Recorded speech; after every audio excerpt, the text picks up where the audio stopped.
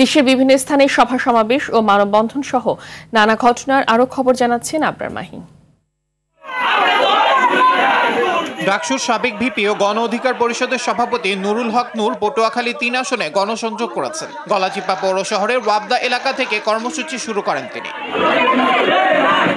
জামালপুরের বকশীগঞ্জে আসন্ন জাতীয় সংসদ নির্বাচনকে সামনে রেখে স্বতন্ত্র প্রার্থী আব্দুর রউফ তালুকদারের মতবিনিময় সভা অনুষ্ঠিত হয়েছে।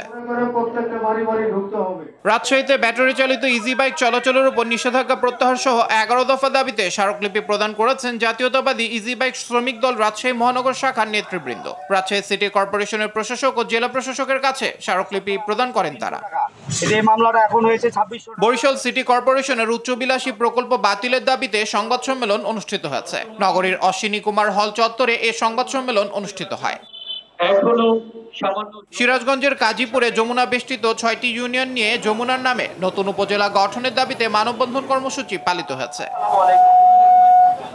ধামরাইয়ে ফায়ার সার্ভিস এবং সিভিল ডিফেন্স বিভাগের সহযোগিতায় ধামরাই সরকারি কলেজে অগ্নি নির্বাপনী মহড়া অনুষ্ঠিত হয়েছে। মহড়ায় নেতৃত্ব দেন station leader Sohel Rana. BRTA trustee বোর্ডের উদ্যোগে কুমিল্লা ও ফেনীতে সড়ক দুর্ঘটনায় নিহত ও আহত ব্যক্তিদের পরিবারগুলোর মাঝে ক্ষতিপূরণের চেক বিতরণ করেন বিআরটিএ চেয়ারম্যান আবু মমতাজ সাদউদ্দিন আহমেদ। সুনামগঞ্জের নির্বাহী ম্যাজিস্ট্রেট, পুলিশ এবং বিজিবির সমন্বয়ে টাস্কফোর্সের বিশেষ অভিযানে ভারত থেকে চোরাই পথে আনা 1.5 কোটি টাকার ভারতীয় শাড়ি, 3 পিস ও কসমেটিক্স জব্দ করা হয়েছে। 1971 সালে 20 নভেম্বর সাতক্ষীরার শ্যামনগর, কালীগঞ্জ ও দেবহাটা অঞ্চল মুক্ত দিবস উপলক্ষে বীর মুক্তিযোদ্ধাদের সম্মানে সাতক্ষীরায় বর্ণাঢ্য মিলন মেলা অনুষ্ঠিত হয়েছে।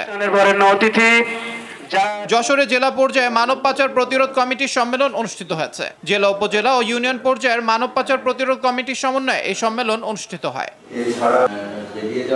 ময়মনসিংহের বিভিন্ন সমস্যা ও সম্ভাবনা নিয়ে সাংবাদিকদের সাথে মতবিনিময় সভা করেছেন নবাগত বিভাগীয় কমিশনার ফারাহ শাম্মী। বিভাগীয় কমিশনার সম্মেলন কক্ষে এই মতবিনিময় সভা অনুষ্ঠিত হয়। চুয়াডাঙ্গার সরিষাডাঙ্গা থেকে 60 লাখ টাকা মূল্যের 3টি তক্ষক উদ্ধার করেছে র্যাব 12 মেহেরপুরের গাংনী ক্যাম্পের সদস্যরা। নেত্রকোনায় নবাগত জেলা প্রশাসক মোহাম্মদ সাইফুর রহমানের সাথে জেলার প্রিন্ট ও ইলেকট্রনিক মিডিয়ার সাংবাদিকদের মতবিনিময় সভা অনুষ্ঠিত হয়েছে। ঝুঁকিপূর্ণ উপকূলীয় জনগণের খাদ্য নিরাপত্তা ও জীবনমান উন্নয়নে রাঙ্গাবালী উপজেলায় শীতকালীন সবজি বীজ ও চারা বিতরণ করা হয়েছে।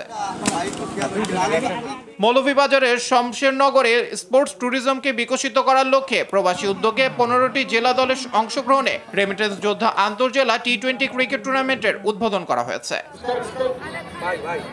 আবরার মাহি, RTV।